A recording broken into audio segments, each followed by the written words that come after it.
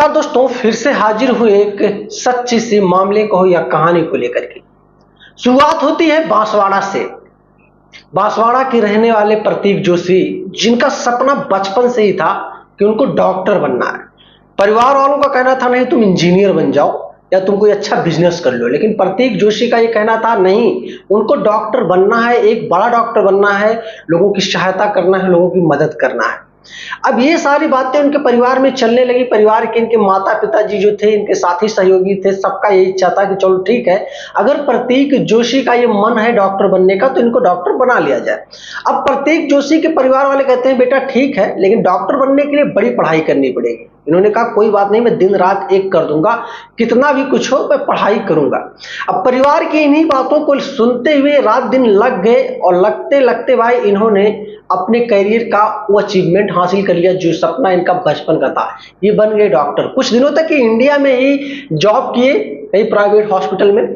फिर इनको एक ऑफर मिलता है, बहुत बड़ा ऑफर, जिसमें एक भारी भरकम रकम ऑफर किया जाता है अदर कंट्री से। वो कंट्री कोई और नहीं बल्कि लंदन था। और ये लंदन में जाते हैं, वहां करोड़ों रुपए का ऑफर इनको मिलता है। वहां पे ये ड्यूटी करना शुरू कर देते हैं प्राइवेट हॉस्पिटल में। अब वहां पर जब ये शिफ्ट रहते हैं तो शिफ्ट रहते हुए फिर इनकी अच्छी खासी सैलरी को देखते हुए फिर इनके जीवन में एक लड़की आती है जिसका नाम कोमी व्यास था। कोमी व्यास भी पेशे से एक डॉक्टर थी। अब कोमी व्यास के परिवार वाले और जो प्रतीक जोशी के परिवार वाले थे, दोनों का ये मानना था कि अब शादी कर दिया जाए।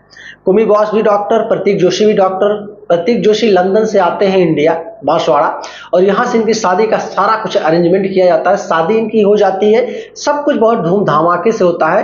परिवार में खुशियों का लहर था कि पत्नी यहाँ पे डॉक्टर रहेगी और पति लंदन में रहेगा। बीच बीच में प्रतीक जोशी अपने पत्नी के पास आया करते थे और इनके आवागमन के चलते में बीच में इनको ऊपर वाले ने 2 जुड़वा बच्चियों को जन्म दिया और एक बेटा जिसका नाम नकुल बताया जा रहा है। यानी कि प्रतीक जोशी के जीवन में 3 बच्चे थे, 2 जोड़ीवा बेटियां और एक नकुल, इनका बेटा छोटा वाला।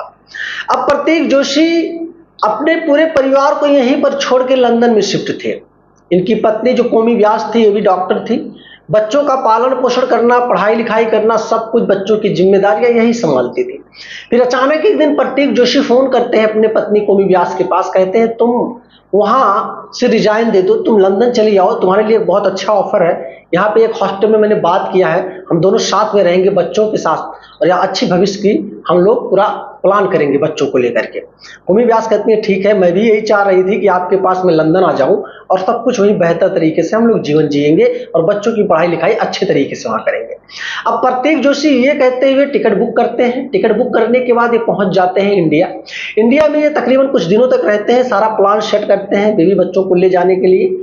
सारा प्लान जब सेट हो जाता है उसके बाद ये निकल जाते हैं लंदन के तैयारी के लिए। अब ये बांसवाड़ा से निकलते हैं अहमदाबाद एयरपोर्ट के लिए। अहमदाबाद एयरपोर्ट पे जब ये पहुंचते हैं, प्लेन इनकी लगी हुई थी, बच्चे भी बहुत खुश थे, कोमी व्यास भी बहुत खुश थी, प्रतीक जोशी भी बहुत खुश थे, चूंकि अब ये बीवी बच्चों के साथ रहने वाले थे लंदन में। खुशियों का लहर एकदम खूब धमाकेदार चल रहा था, कोई दिक्कत नहीं थी। चारों तरफ एकदम लोग हंस फूस रहे थे, कोई सेल्फी ले रहा था, कोई फोटो खींच रहा था।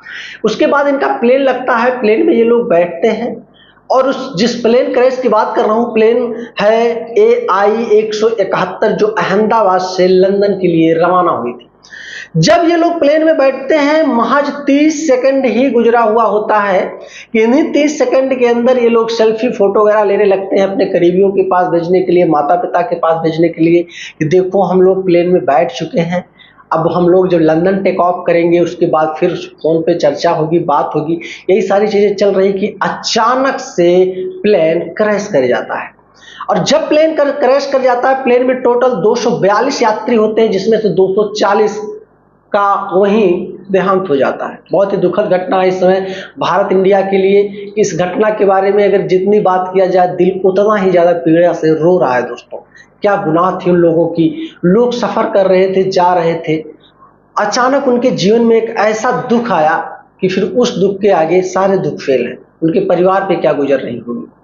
अब कोमी व्यास और प्रतीक जोशी के साथ इनके बच्चे थे, वो भी सब झुलस गए, दुनिया छोड़कर चले गए। पूरा परिवार हंसता खेलता इस तरीके से बिखर गया जिस तरीके से दोस्त हम और आप कल्पना ही नहीं कर सकते थे। मामला कुछ नहीं था, प्लेन में सब कुछ चेक किया गया था इंजीनियर के माध्यम से, सबके माध्यम से। कोई दिक्कत नहीं थी। अचानक प्लेन 30 सेकंड में जब क्रैश किया, उस प्लेन में गुजरात के पूर्व मुख्यमंत्री भी बैठे हुए थे। अपने बेटी के साथ बेटी के पास जा रहे थे लंदन, चूंकि उनकी बेटी लंदन में पढ़ाई कर रही थी। पूर्व मुख्यमंत्री का ये कहना था कि वो अपने बेटी के पास आते जाते हैं और यही सारी चीजें करके वो प्लेन में बैठते हैं और प्लेन में इतना बड़ा हादसा होता है कि अब वो अपने बेटी के पास ना तो जा पाएंगे ना तो मिल पाएंगे। मेरे दोस्तों, ये कहानी दोस्त एक कहानी ही बन के रह गई। एक कितने सारे परिवारों का सब कुछ उजड़ गया, कितने सारे लोगों के जीवन में क्या गुजर रहा होगा। सोच कर देखो, कितने सारे लोगों के भाई बैठे थे, बहन बैठे थे, माता बैठे थे, पिता बैठे थे, और वो प्लेन जो टकराता है जाके, जैसे ही वो अपने एयरपोर्ट की बाउंड्री लाइन को क्रॉस करता है, क्रॉस करते समय एक छात्रावास होता है, मेडिकल छात्रावास, उसमें जाके नीचे वाले फ्लोर पे टकरा जाता है। डॉक्टर अचानक, सब लोग बैठे थे, खाना पानी खा रहे थे, नाश्ता कर रहे थे, कि अचानक डॉक्टरों को भी ये समझ में नहीं आ रहा था कि क्या हो गया उनके साथ। अब दोस्तों, ज्यादा इस टॉपिक पे हम बात नहीं करेंगे, बस इतना कहेंगे कि भगवान उन सारे लोगों की आत्मा को शांति दे। मिलूंगा फिर एक कोई कहानी को लेकर, तब तक के लिए जय हिंद।